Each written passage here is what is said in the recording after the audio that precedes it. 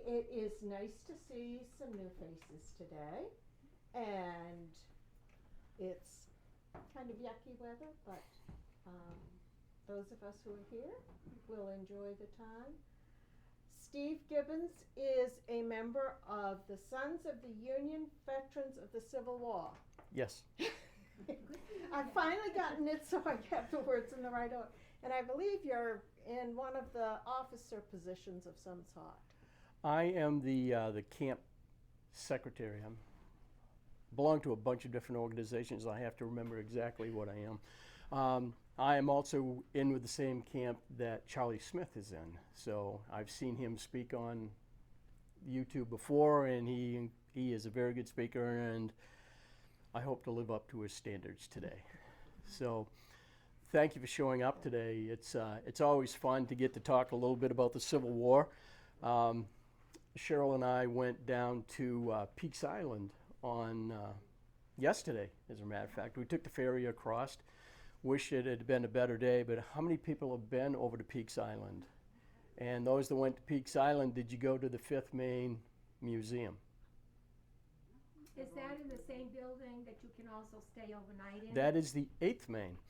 The 5th Main is the building just before, as they say up in the Prescal area. They're side by each, and the 5th Main was actually, their building was designed as a retreat after the Civil War for the friends and the families of those that were in the 5th Main, because they needed a place to go and decompress. And it was back before they had a lot of the opportunities that they have for veterans now to get back and try to settle back into civilian life. So if you've not been down there, I would highly recommend that you go over. And the good news is, from what I can see throughout the room here, that if you are over a certain age, it only costs you $7 and some odd cents for a round trip on the ferry. I would recommend that if you have a hard time walking, they do have a taxi service there, because it's a fairly, on the trip up, it's uphill only one way, but on the way back it's downhill. But it's a fairly good hike. It's probably 10 minutes walk up there, but it's well worth the trip to go there. They've got stained glass windows in there that have the names of, make sure I get this right, in order to have your name on the stained glass window, you had to have died before the windows were put in. So you can see they were very free with what they expected. Anyways, I'm also with the, like I said, the Sons of Union Veterans of the Civil War. How many are familiar with that? What we are a lineage group that we have to prove that we have an ancestor that fought for the Union in the Civil War. And we opened up our camp again in Rockport. It had started out as Cobb Post number 63 of the Grand Army of the Republic. Everybody familiar with them? Well, with the Grand Army of the Republic, they formed this group, and the rule was that you had to have fought in the Civil War to be a member of the Grand Army of the Republic. So needless to say, they sort of shortened how long they could actually be around. So in 1954, President Eisenhower signed legislation that not created the Sons of the Union Veterans of the Civil War, but stated by Congress that we're the ones that took the place of the Grand Army of the Republic. So that being said, that and $10 gets me coffee just about everywhere. But what I brought today is a replica uniform. I am also a member of the Sons of Veterans Reserves, sort of a quasi-military group with the Sons of Union Veterans. And because we've had good luck growing our camp down in Rockport, I was given a corporal stripe. So I'm pretty sure it was not that easy back during the Civil War. But what we've got on the end here is what they call a rucksack. And basically that's what I would wear to carry my personal items in, my shaving stuff, my soap when they gave that to us. Might have stuff where I could, maybe so I could write home to the family. Next to it, this is where the where they kept the mini balls. They would be in here. Also, they would have the I'm sorry. Ramrod? No, ramrod was on the rifle, but that's where they would have the gunpowder and stuff that you would put that in and put the mini ball in and ram. So that was that. Then to make sure that the gun was going to fire, you had your caps, and the caps case I have on here. So that's all similar to what they wore. Then we had the kepis. These were the basic caps that the people wore, and the officers obviously had fancier ones.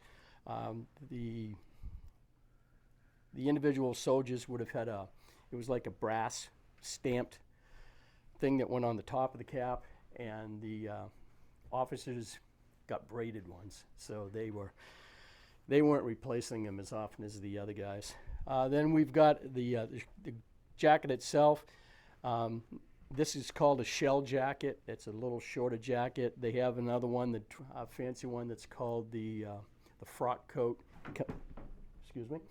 Comes down to about there, and they would use that if they were going to like a military ball or something. But then the officers wore the frock coats in battle and stuff. So, and with the frock coat, you could also see that if there was yellow striping on it, who knows what the yellow striping might have been. Cavalry.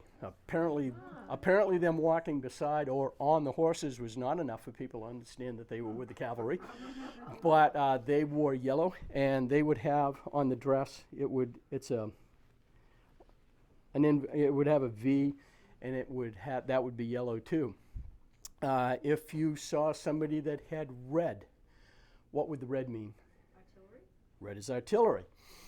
And we'll talk about that in a little bit, but you've got a little bit of, in this region here, you've got someone that was part of the artillery group during the Civil War, played a very major role in the Battle of Gettysburg.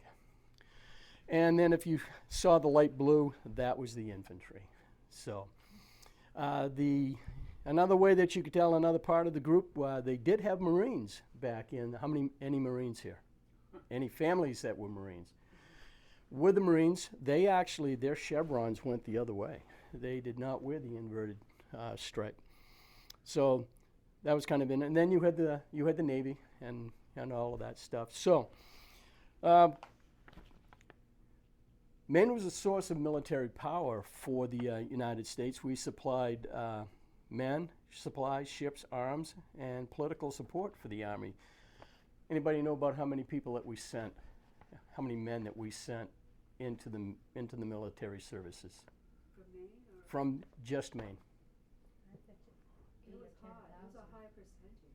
70,000 individuals during the, it's interesting, I went and looked at the Civil War Memorial in Camden, and it's similar to what you'll see around here. Nowhere on these will you see it's a Civil War memorial.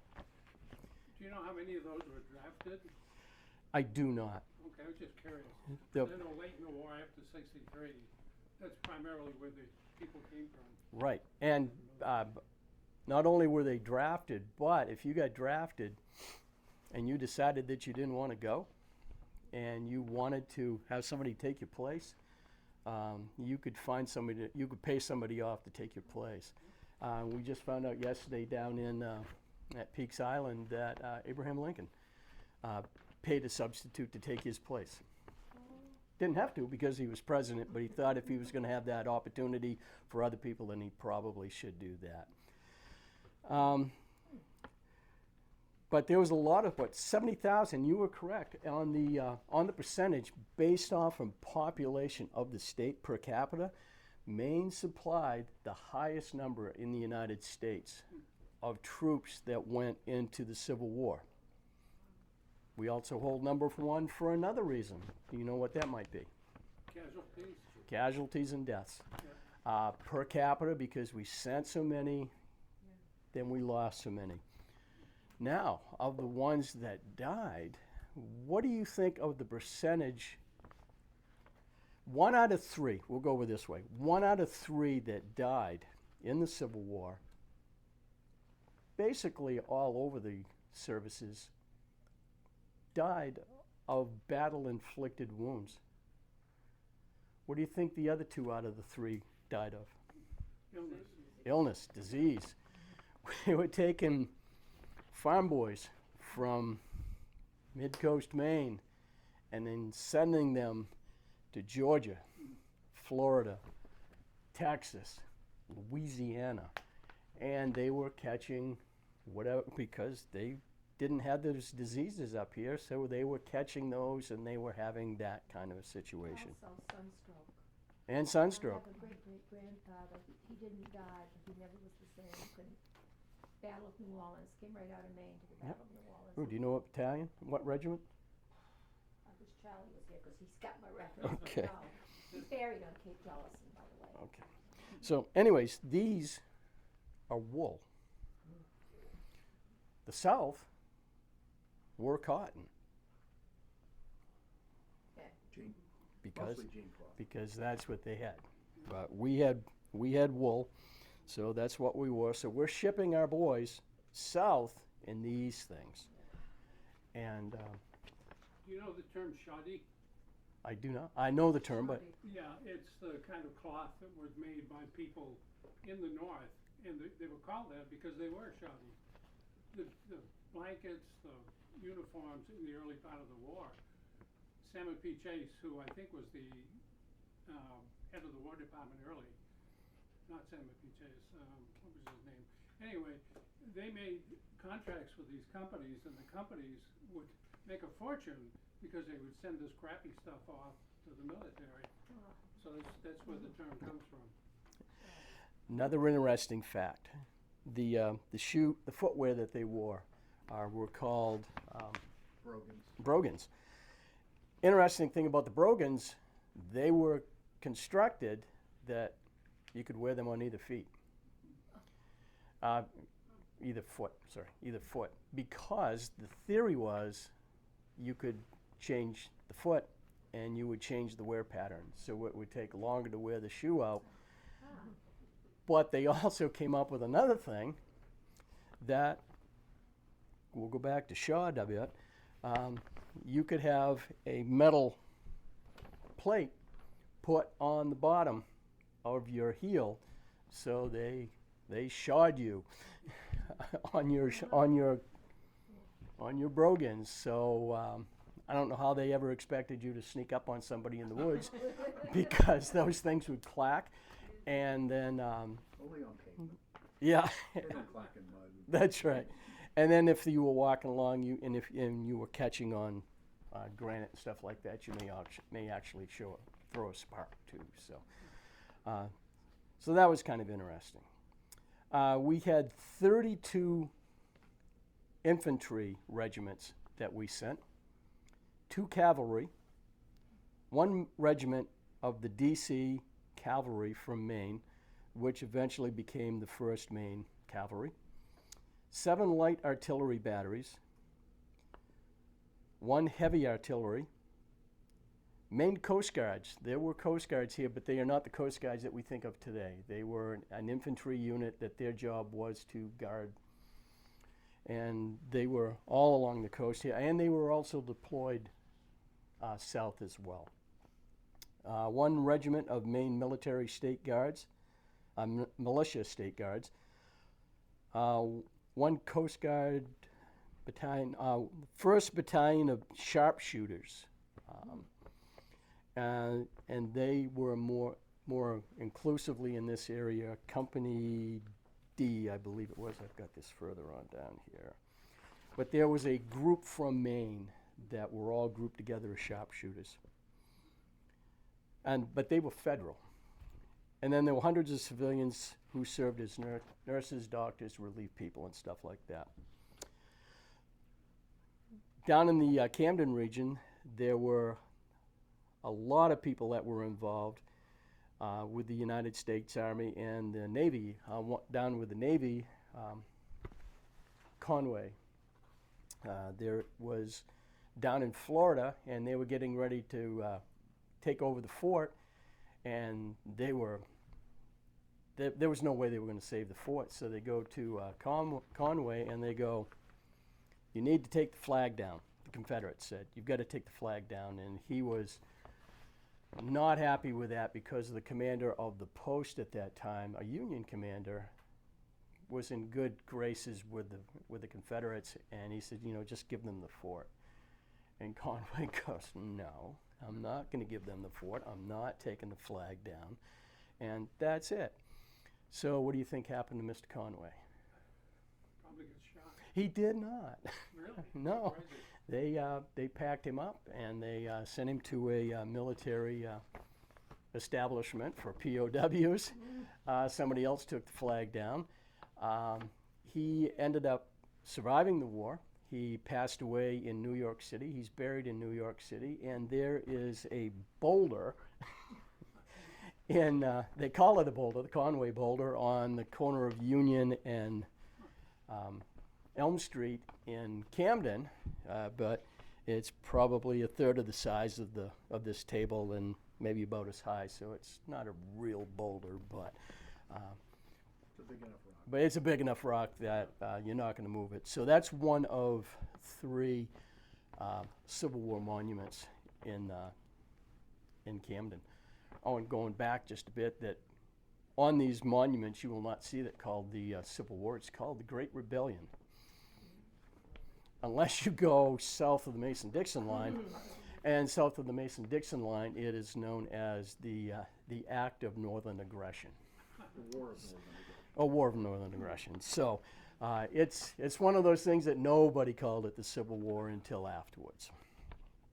Some of the local area's men took parts in the battles of Fredericksburg, Bull Run, Cedar Mountain, Chancellorsville, Port Hudson, Irish Bend, Gettysburg, and Little Round Top, the Rappahannock Station, Cold Harbor, Petersburg, and the Wilderness. Talked a little bit ago about if you didn't want to go into the military, you could find somebody to take your place. The rate of pay for an infantry private was $26 a month. The enlisted bonuses being about $300 to $375 per man, and $300 for a substitute. So you could say, "Oh, I'll take somebody's place," and you had to pay him $300 to do that. Little side issue on that, out of the Bangor area, they had a 19-year-old that said, "I will cover for somebody else." He went in, survived the war, is a recipient of the Congressional Medal of Honor, is buried somewhere in the Chelsea region in Maine because he was suffering probably from what we consider now post-traumatic stress. And he was in and out of Togus multiple times, and the outer times was when he was abusing alcohol, it appears. So he would get kicked out and then go back in and then get kicked out and get back in. And eventually he passed away. And I guess the rules are, if you're not at Togus when you pass away, you cannot be buried in Togus. So he passed away at Conway Hospital, which is down where the Camp Keys is, down in Augusta at this time. And the only records that I can find are that he was buried in Togus.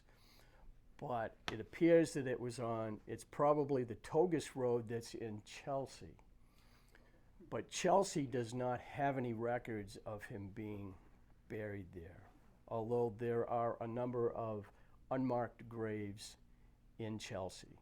So one of my missions is to find this individual, because I just don't understand how a recipient of the Congressional Medal of Honor was not allowed to be buried in a military cemetery. It just, if you have a Medal of Honor recipient and a general, the Medal of Honor recipient takes precedence. And it's like, the guy had a drinking problem because of what happened to him. Let's see. What was his last name? Oh, I knew somebody was going to ask that. I'll have to get that back to your group. But he was 19 when he enlisted, and again survived the war. Another one that's of great interest is a Peter Prock, who enlisted later in the war. Started as in the sharpshooters, and his company of sharpshooters was deployed. And he's got a record of what happened to all of the different people, whether or not they survived through, like, I can even tell you that the 19th Infantry mustered in on the 25th of August, 1862, and they all mustered out because they dissolved the whole unit May the 31st, 1865. And they went into the 30th Maine. Yeah. My grandfather was, no, I'm taking it back. That was the 13th. My grandfather was in the 13th and then went to the 30th. Yeah, the 19th they just all came home, because Yeah. that was, a month after Appomattox, and they just basically dissolved the Army of the Potomac. The another interesting part about the deserters, there were guys that would get shot and would end up in the hospital, and the next time they did a muster roll, they were not there. So they just sort of like you were guilty until proven innocent. It's like, nope, he deserted. And then you can find the records further down the road, maybe like 6 months down the road. It's like, oh, no, he was in the hospital. He lost an arm. So we're going to... Yeah, there's several of those in the Searsport ledger, where this is so-and-so, and then found in hospital, like 3 months later, and then honorably, discharged, or mustered out was their term. Right. Not, mustered out with an honorable discharge. yeah. So.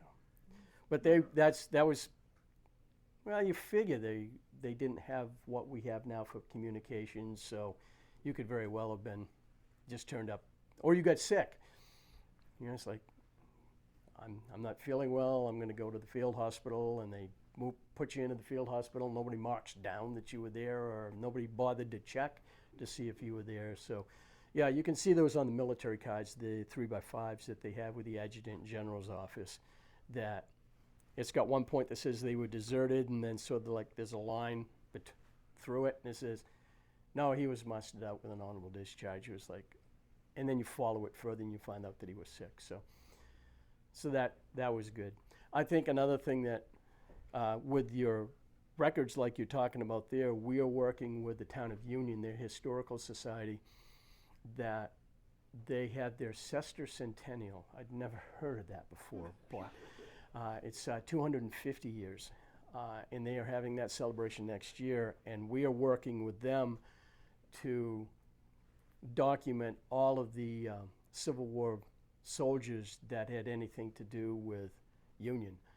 And we are going to provide them with a booklet that has 2 pages, one for Find a Grave information and one with the Sons of Union Veterans of the Civil War information. And right now I am at 100 for those, and the list goes on and on. So that might be something that we could work with you folks down the road about. It already sounds like you've already got that list. But it's interesting to have that stuff up and going. Charlene is going to be doing a talk in the next Historical Society meeting in Searsport on the Civil War and Searsport. So everybody is welcome to come hear her give that talk. And if you want to come join us, it'd be an excellent opportunity to meet her. She's the town historian and would be a good contact for What's you the to know. date? did you It's say? the second Tuesday, I believe that's either the 13th or the 14th of this month. June. June second. At the Historical Society building? Usually they have it, I'm not sure on that one, usually they use the hall that's attached to the First Congregational Church there. Right. In downtown. Because it's such a bigger facility. And that's- what time of day, 7 o'clock. 7 o'clock. And the exact address and time will be on the Facebook group Great. for the Searsport Historical Society. I'm reading here, it talks about Charlene, and the memorial that got turned around backwards, and she actually worked with the Masons, to prove that it wasn't legend, it was fact. And, she is saying July 4th, 1990, with the help of Masonic Secretary Stanley Schofield, the tablets were again reversed, so it was 1990. Yes. Wonderful, 7 o'clock. Seems like it was like 10, 15 years ago. Yeah. I'm finding that more and more often now. I guess it's, once your hair turns light, then that happens. A couple other interesting facts. Local regiments of interest were the 4th Maine, Rockland. They were with Colonel Hiram Berry. So he's got this huge statue down there. They also played a big part in the Battle of Gettysburg at Devil's Den. They were right down in Devil's Den, which is kind of interesting. 7th Maine Infantry, Colonel Thomas Marshall. The 13th Maine, reason I bring that up, my 2 times great-grandfather was in there. Accidentally shot off his finger, was captured, was paroled. Once he was paroled, he went back to his regiment. Eventually, they closed out that regiment and they moved them into the 30th Maine. And when he finally got home, apparently it was not active enough for him, and then decided to re-enlist in the Veterans Corps. So, the 19th Maine out of Bath, again, Corporal George Samuel Cobb. 20th Maine was a statewide for 3 years. And the interesting part about this is they have reenactors that you probably all have heard of, the 20th Maine. But there is, in the state of Maine, a battalion in the Maine Army National Guard that has direct lineage to the 20th Maine. The 133rd Engineering Battalion out of Bangor. So that's kind of interesting that the 20th never went away. The 24th Maine was a 9-month group, and that was my 3 times great-grandfather with that. Company D of the Maine the Maine Sharpshooters. The Maine Coast Guard Battalion, Company A out of Belfast. You had your 1st and 2nd Maine Cavalry. You had the 1st Maine Heavy Artillery. Those are the boys that were planted somewhere. You did not move that light artillery anywhere. And then the 6th Maine, who was a Gettysburg hero, Freeman McGilvery. GAR posts, we talked about those a little bit. The ones in this region, I think that would interest us. Number 1 from Bath actually was created before they gave names to the post. Number 16 out of Rockland, Captain Edwin Libby. He was Company D, the 4th Maine Infantry, killed in action at the Wilderness, May 5th, 1864, and he is buried in Seaview Cemetery in Rockland. Not to be confused with the Seaview Cemetery in Rockport. And they were only side by each. Number 35, 1st Sergeant Francis Wardwell, was Company I, the 28th Maine, died of disease in Louisiana. He was a resident of Bucksport.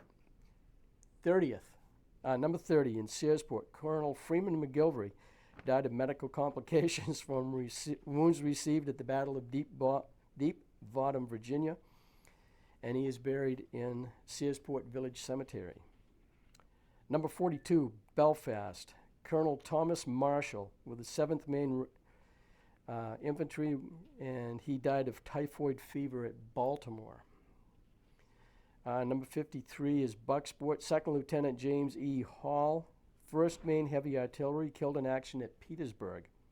So they were able to move the big guns to Petersburg, They and turned them into infantry it turned into infantry. and had them assault entrenched forces. That's that poor unit.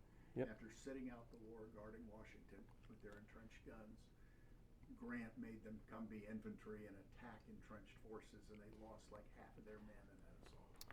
And so I'm going to back up a bit for Sons of Union Veterans of the Civil War Camp number 3 out of Bangor is Daniel Chaplin Camp. How does he tie into this? He was the head, he was the commander of the 1st Maine Heavy Artillery.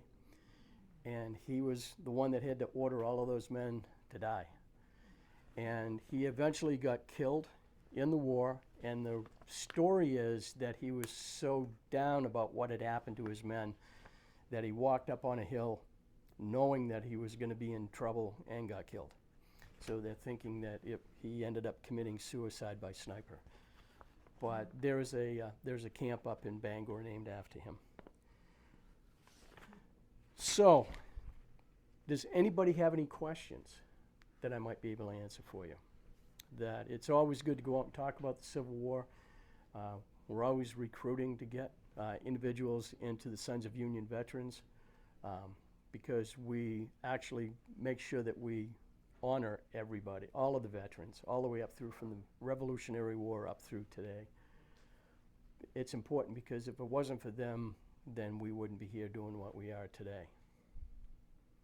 Charlie Smith gave a report a while back. He tried to track down every local veteran of the Civil War, find out where they're buried. He did a great job on searching guys who died of fever somewhere else and guys who moved away. It's interesting what he's doing. He's doing an awesome job, and hopefully what we'll be able to get together, because he is doing the Find a Grave and the Sons of Union Veterans database as well, and it would be nice to be able to connect, print those off, have them all as one book, so you'd be able to open them up, make it a loose leaf thing, because when somebody's going to come up and say, nope, somebody else is here and you forgot him, then we could add that type of stuff. And it sounds like you've got a really good group of documents right now that would help with that. But that's interesting. And we're finding more and more of the historical societies now are asking us to come talk with them, because there was nobody around to talk to people like this right now, and we're really happy with the Sons that we're able to do that. We're the good news is we're the southernmost camp in the state. The bad news is we're the southernmost camp in the state. Basically anything from Bangor South all the way to Elliott, we would get the call to have them join. We got people that are members in Falmouth, down in Westbrook, and in Portland. Got one guy that's out of North Carolina, used to live in Maine, and now he's down there. Got another one out in California. But we'd like to get enough people generated that we could have more of these camps, that you could work locally, because we're finding that if we're here, it's easier for us to work on the veterans and the issues in that region than statewide. And our camp, actually, when we decided to form the camp, it was, we want to be an historical society type of camp. That, yeah, we'll talk about the Civil War, but we don't want to talk necessarily about the politics of the Civil War, because I think people are more interested in what did the local heroes do for the Civil War. And so I'll leave the uniform out for you to take a quick look at. You're going to see a couple of different badges on here. The blue badge just means that I am a regular member of the Sons of Union Veterans. The one with the red, again, that and $10 gets me coffee anywhere, but I am a state officer for the Sons of Union Veterans. And the yellow ribbon which we can't tie around an old oak tree, just means that I recruited 6 or more individuals into our camp. But, yes? It's just what came to mind was when you talk about getting, dying from the medical treatment pretty much. My father, I can't remember the name, my father tells a story of one of my relatives who was left for dead twice on battlefield and survived the war. When they figured if he'd been treated, he probably would have died of infection. Most likely, because that was how they looked at it, that the simplest way to make it happen was to hack it off. Now, in all fairness to the medical staffs in the Civil War, there's an awful lot of stuff, triage and stuff, that we're still using today that was developed by the Union surgeons. So, yeah, they got a lot of bad press, but they also did a lot of good things. But yeah, I mean, the person that you're talking about there could very well have just, let's take him to the hospital and hacked it off. Now he died. But, now he made it through the war. But then you can also be thinking of this young man probably coming back at some point and going, nah, I'm not trusting anybody. I've got But you also had tens of thousands of guys who lived because they got that limb off before it got Oh, absolutely. We always want to point out the one that died, but we would not forget the ones that actually it kept them from dying. Right. And the good news is they did have anesthesia at that point. Because I remember when I first started hearing about the Civil War and the amputations, it was sort of like they just take a saw and they'd saw that thing off. And they'd give you the bullet, and you're biting the bullet and all of this stuff. And no, they actually gave them stuff to put them out, at least partially put them out while they were doing that. So.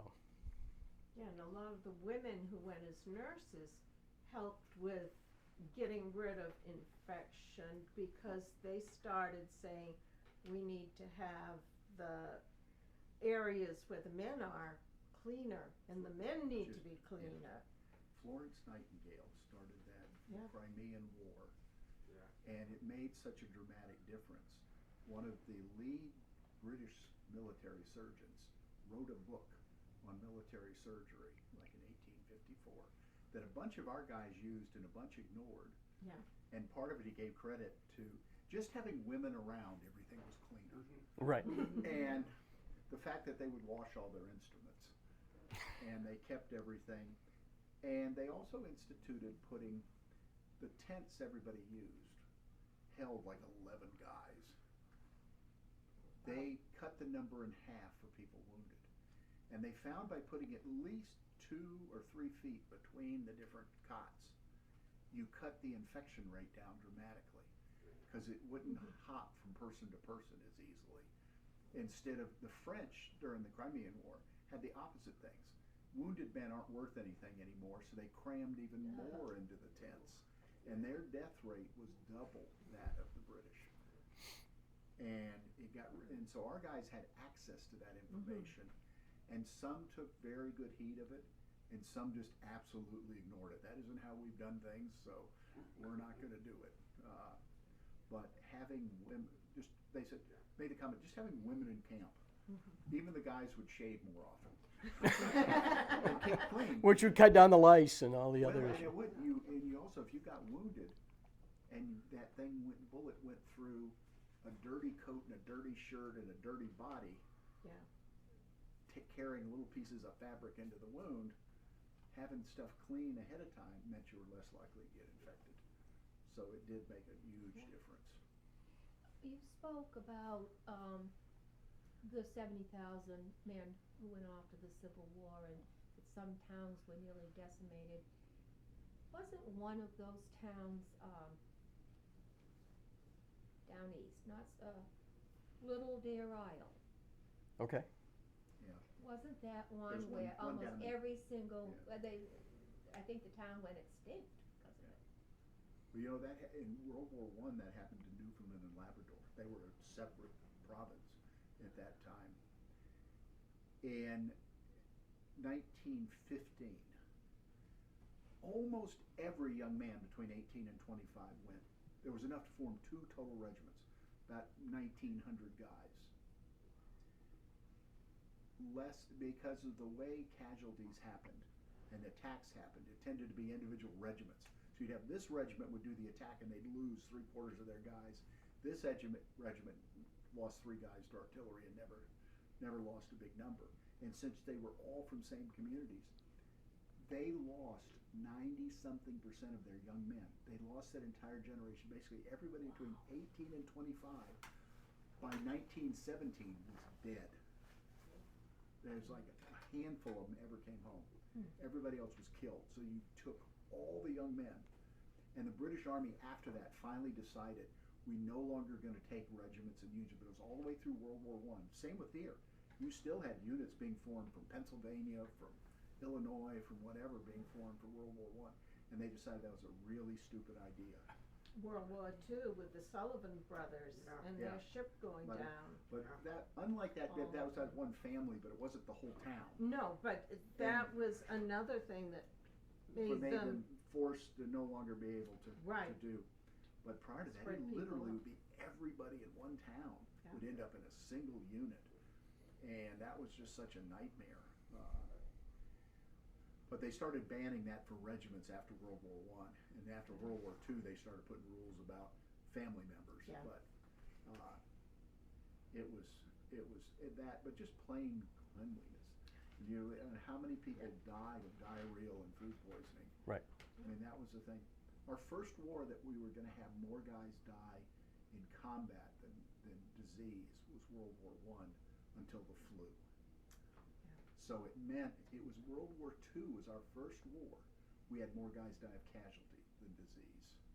It was that late that we started having, and that was enough. We lost too many men there. Yeah, but by that time they also had penicillin and the sulfa drugs, and But that made a big difference as far as infection. But you know the thing, it wasn't from wounds and stuff. It was foodborne and contaminated water. They started introducing treatment for the Chlorine water. in the water? Yeah. Having some way to treat the water, because that was where most of us say, here these guys die of typhoid and stuff. It was contaminated water. Yep. And that's what it was. It was diarrheal diseases and oral stuff. But antibiotics don't do much good for you usually. It depends. It's the cleanliness usually that makes It the helps, difference. That was the one good thing in the war that McClellan did. When McClellan took over the Army of the Potomac, he cleaned it up. And it organized it, got it working properly. But he was about the only general who ever looked after his troops to the extent.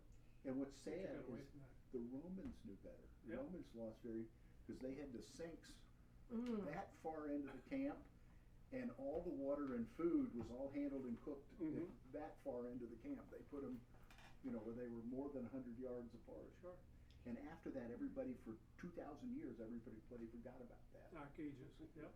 McClellan, I can remember as a little girl, Colonel Johnson up here at Tally Ho riding school, had the horses and the riding camp and all that. And one of the saddles he had was called a McClellan saddle. And it was, I knew it was connected with one of the wars, and it was a saddle that had basically a hole in the middle. Yeah, I've seen one. Yeah, it Kansas. was for cavalry use and stuff like that. It was both to help it ventilate, to protect the spine of the horse with bouncing with cavalry. But yeah, that was one of the things he helped on one of the boards or groups or whatever to adopt that as the new saddle. So it's forevermore had his name on it. I wondered if that's where that name came from. Oh, yeah. And they still, originals will still occasionally float around. Yeah. Now people think of them as high buck collectibles. They used to just be a good used saddle to buy. Yeah. I don't know whatever happened to it. His daughter may still have it. So I guess just one last thing, then we'll, be able to, you'll be able to come up and look at this stuff. But if you ever get a chance to go down to Rockland on Tuesdays and Thursdays, starting at noon at the public library, down on the underneath is the museum, the Historical Society, and they have one whole section, which is probably about the size of this room here, that is dedicated to the Civil War. Because again, the 4th Maine was created there. If you've gone down to the Lobster Festival or in the wintertime, they've got the Christmas tree with the made out of lobster traps. That's around a flagpole. That flagpole is was part of the GAR, the Libby Post down there. And if you go up to the VFW, no, not VFW, American Legion. I get them confused, and I have to be careful because if you're a member of the VFW or the American Legion, you don't want to. Yeah. The guys from the VFW are very clear that you can be a member of the VFW and the American Legion, but you can't be a member of the VFW just because you're with the American Legion, because the VFW you had to fight out of country. So, but it doesn't really matter. That in that general area is where the 4th Maine mustered before they went south. So there is a plaque there that they actually moved from the actual location because people were driving by and throwing beer cans at it. So they go, no, we're going to move it up where it's safe. So that's up with their war memorial and the names of those that have passed away. So, but yeah, it opens at noontime, and it's an awesome thing of memories from down there, mostly from the Libby Post. Do we have any Masons here? Wow, that's odd. Normally we have a couple. I'll raise my hand. Anyways, it was interesting. I was looking through there, and also when I started going through the Sons of Union Veterans, and they're going through the ritual, I was like, I know that ritual. And a lot of the fraternal organizations borrowed from the Masons. It's a book, and you can copy it and just change some names in there, but that's the influence. But I noticed that a lot of the way that they would do different things really mirrored the way that the Masons do it. And then we were talking about how the Masons had a part in turning that stone around. That it wasn't that long ago that the Masons were a strong organization that if you wanted to do business in the state, you wore the square and compasses on your lapel, and it at least got you in to talk with somebody. And the same thing with the GAR. But anyways, we're going off subject here. Yeah. Let Masons go back to George Washington. Very, very good at keeping his troops from being killed because he could retreat faster, they said, than the other guys could advance. Turns out the story I heard, of course, that all those British officers were also Masons. And they had to work hard several times not to capture Washington. Being a good Mason, they said, let him get away. Yeah, it's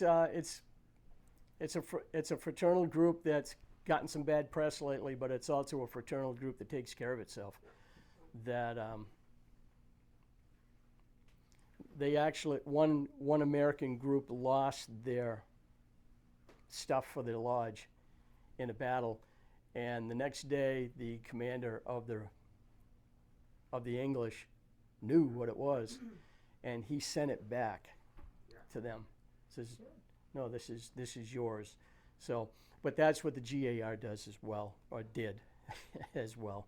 So, again, thank you for inviting me. Thank you. It's been fun. And thank you to audience members who have added a lot to the program too. It's really been nice to have the information coming from so many sides. Yes. We will be having refreshments. You are welcome to look at the things Steve has brought. You're welcome to come have refreshments with us in the other room. And we'll be starting our business meeting in about 20 minutes. Thank you. Thank you. So Steve, I was just at the Berkeley Plantation, which is in Virginia, and they were doing, it was a large plantation where there was a lot of Civil War encampment. Okay. And they were doing excavations there of Civil War stuff. They had a dig going on by the members of the town in that area. and they were digging up all kinds of stuff, Oh yeah. Civil War. You figure the big battles that they had. There's still battlefield interments at Gettysburg. Yeah. They're finding a lot of these places when they get ready to build a house or something, they may, once they start the excavation, they may find something, and then all of a sudden it becomes an archaeological dig until it's cleared, so they can. Most of them, they have a time clock. Right. That when you report something to the state historic people, there's like X number of days, somebody's gotta get in there and recover it. The same thing with Native American stuff too. archaeologists. There's a kind of a shot clock in most states that once they find something, if it's Native American, they have to report it to one group, and if it is anything else archaeological significance, you have to report it to the State Historic Commission. And then you have X number of days, and usually it means contacting the archaeology department at your largest university in the state, whoever has an archaeology, like there's one at the University of Maine. And then they send somebody down to survey, and they may just decide this is just somebody's old farm, go for it. Yeah, this is Joe Farmer. Yeah. So go ahead, And- move him somewhere else. But if there's anything interesting, they have then so many days or to negotiate with the landowner for a long time after that. And a lot of times if it's something that's potentially significant, usually the people go along with it. Right. I have a great-great-grandfather who was injured. He was shot through the hip with a mini ball at the Battle of Rappahannock Station. So I tried to find Rappahannock Station, and there is no marker that marks the Battle of Rappahannock Station that we could find. It was in Remington, Virginia, and I asked it was a Sunday, and there was a little general store open, and I asked if they knew anything about it. Young people were in there. No, they didn't. But can you tell me who the oldest person in the town is who's alive? And they told me about this lady. And I went and knocked on her door. She knew all about the Battle of Rappahannock Station. I mean, this is getting into politics, but she told me where it was, that she and her brother used to play in that area, and she remembers as a little girl finding belt buckles and buttons and bullets and all kinds of things. And I asked, well, why is there no marker here for the battle? I think there were two different battles. I think there might have been the Battle of Rappahannock and the Battle of Rappahannock Station. I think there were two different, but I'm not positive about that. But she said it's because that land has continued in the family of the people who owned it during that battle, and the Confederates took a huge loss in that battle, and they have refused to allow a marker to be put up because they were embarrassed about the loss of Well, so and, many and I troops. hate to say the other thing for some landowners, you then have just created a tourist site out of your property. Right. If you have the marker up, you mean? Right. Yeah. And they may simply not want Yeah. the loss of privacy. Yeah, that could very well be. But it was nice to know where my great-great-grandfather had been. You walked the land, or at Yeah. least saw it. Yes. And someone knew the history still. The older, young people did, but the older. Yes, whenever you want to know something from times gone by, you go to the oldest person. Oftentimes they will know, you know? Well, one of Joshua Chamberlain's wounds that kept giving him trouble his whole life and kept draining was being shot in the hip. And that had a place that kept draining the rest of his life, never completely healed. Yeah, and the reason that he died was the plumbing that they created inside him finally failed. It just finally came apart. Yep, from the war finally. Yeah, I mean, But he still made it. he's right, 35 years, almost 40 but years. it's just the plumbing wore out. Yeah. Yeah. But, Well, he ended up being governor and president of Bowdoin College, and yeah. very interesting. Yeah, thank you guys. You're welcome. You mentioned being captured. I'm trying to think, was it Libby prison? What was the big Confederate? Oh, Andersonville, Andersonville. and Libby. Yeah. I had a relative who had a family journal. He just They reprinted the letter he wrote about his experience down in Libby Prison for quite a while before he was finally exchanged or whatever it was. But it's quite a story. Yeah, it's sad. The Andersonville, it was on a hill, and the water came in up here, and the water supply went down through the middle of the camp, but they had people down here, and these people down here didn't get clean water.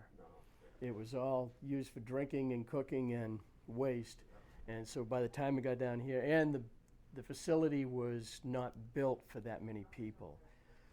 And Libby Prison, I believe that was in a warehouse that was designed for not that many people, and they just kept pushing them in. However, in all fairness, we hear about Libby, we hear about Andersonville, but there was some union Elmira in New York had a higher that were horrible because they just didn't Camp care. Chase, Ohio, and Elmira, New York had death rates much higher than Andersonville. But you don't hear about those because they we were won. housing prisoners outside in the winter. So it was bad on both sides, and And the sad thing at Andersonville, there was no one taking charge among the prisoners. right, Enough, they could tell that the water was foul, and nobody was stopping people from using the upper half of the thing as a toilet. right. And there was none of the officers that would take charge enough to tell the guys, down there to poop, get your Yep. water up there. And they knew that much basic sanitation even Oh then. yeah. Well, it wouldn't have taken that much for somebody to figure out. No, Yeah. you want to do that down there. So they had no one enforcing doing that. So guys would just whatever was convenient for them. Yep. Yeah. Well, it sounds Thank like you you. for coming. Oh, thank you. And it sounds like you're missing a good meal out there. So.